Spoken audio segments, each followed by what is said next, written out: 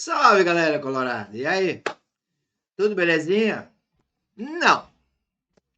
Dos últimos jogos, dos 4 jogos que nós disputamos, o jogo que tinha como garantia praticamente 3 pontos era esse contra o Vasco. Né?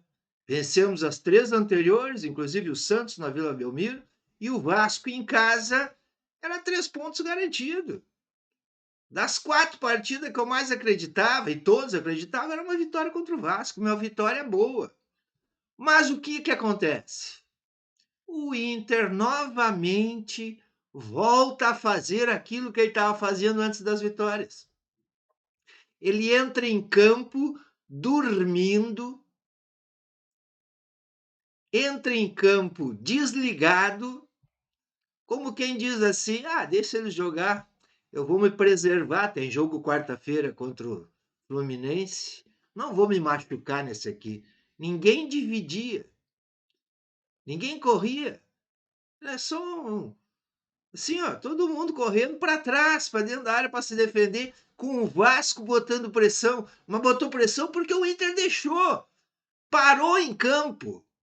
O Inter só entrou em campo quando tomou o gol.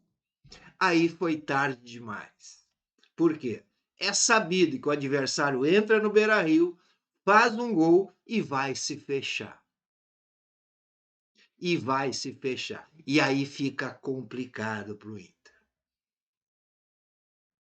E eu vou dizer uma coisa para vocês. O menos culpado disso tudo é o Roger Machado.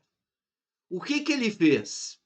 Ele mandou o Rocher deitar lá na goleira, pedir atendimento médico, para ele poder chamar alguns jogadores e dar uma bronca. Ele deu uma bronca. Aí o time começou a jogar. Aí foi pressão, foi bola na trave, foi boa a defesa do Léo Jardim. Aí o Inter começou a pressionar. Aí, claro que a bronca dentro do vestiário deve ter sido muito grande. Porque o Inter voltou ligado. Voltou com voltagem alta no segundo tempo. E por que não entra em campo assim? Se livra logo da competição, faz logo um gol, de repente 2 gols, aí troca passe, domina o jogo. Por que tem que entrar parado? Tem que entrar desligado? Tem que deixar o adversário jogar primeiro para depois tentar recuperar placar? Se a gente sabe que os adversários vêm para cá e vão se fechar, e era momento de aproveitar o início do jogo, porque o Vasco estava aberto, o Vasco estava jogando também para ganhar, porque eles precisavam ganhar, eles estão mal, estão lá na zona de baixo. Aí ele faz uma troca errada no intervalo. Ele tira quem estava bem, que era o Gustavo Prado, e deixa o Wesley em campo. O que o Wesley fez? O Wesley voltou a ser aquele do Cruzeiro, que foi escorraçado de lá pela torcida. E falta pouco para isso acontecer por aqui, porque ele parou de jogar. E tinha ofertas por ele agora. O América do México estava oferecendo uma grana boa pelo Wesley. Aí ele tira o Gustavo Prado, que estava bem, e deixa o Wesley em campo. Bota o Carboneiro, menos mal que foi Carboneiro que entrou. Carbonícios. E o Carbonícios fez uma atuação de gala no segundo tempo. Inclusive um gol. E não é qualquer gol. É um gol de chapa colocado onde o goleiro não alcançaria. Os gols do Carboneiro têm sido assim. Aí deu uma outra na trave, né? Uma outra defesaça do Léo Jardim e uma outra por cima do travessão já no finalzinho da partida. Sem contar que ele fazia a meia esquerda ali. Não era o Tabata que estava fazendo a meia. Quem estava fazendo o meio era o Carbonícios, estava fazendo a meia esquerda. Ele é que estava dividindo ali, ó. Ou seja, é um baita reserva, né, para o Alan Patrick. Mas para reserva ele não serve, ele tem que jogar lá pela esquerda. Agora, sai Alan Patrick, quem assume? Carboneiro. Carbonícios. E desta forma, o Inter pressionou todo o segundo tempo, com várias chances, bolas cruzadas na área, defesa do Vasco tirando, bolas batidas de fora da entrada da área, rebatendo na defesa, né? Até que sobrou essa para o Carboneiro, Carbonícios. Carbonícios. Aí empatamos o jogo. Não precisava de todo esse sacrifício. Não havia necessidade de todo esse sacrifício, toda essa correria no segundo tempo. Não havia necessidade. É só entrar em campo ligado. Entrar em campo e tentar buscar o gol já desde o primeiro minuto.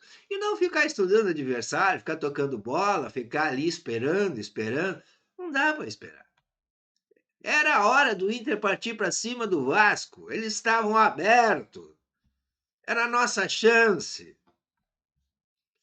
Bom, mais uma vez, a atuação do Aguirreiro, né?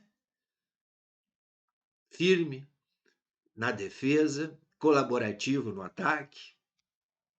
Bernabé também, sempre lá na linha de fundo, recebendo. Bernabé e o Carbonício se encaixaram bem por ali, né? Houve um bom encaixe ali. E cruzamento para a área. Cleiton Sampaio teve uma ótima atuação. Inclusive, uma cabeçada na trave. Quer dizer, não deu de cabeça na trave, cabeceou a bola no travessão. Poderia ali ter nascido o gol de empate já. E uma outra também no escanteio que ele cabeceou, a bola passou rente, né? Passou rente à trave. Pois é, uma bela atuação do Cleiton Sampaio. Né? Firme na defesa, bom no apoio, sempre indo ao ataque, né? Colaborando também com o ataque, cruzamento de bola, chute de fora da área. Borré, colaborativo. Sempre correndo ali, sendo marcado, dando espaço para os outros que vinham de trás, principalmente por Carboneiro, né? Gustavo Prado teve uma boa atuação depois do gol do Vasco. E ele começou a jogar bola. Deveria ter ficado no segundo tempo, como eu já disse, né? E quem mais eu posso destacar aqui?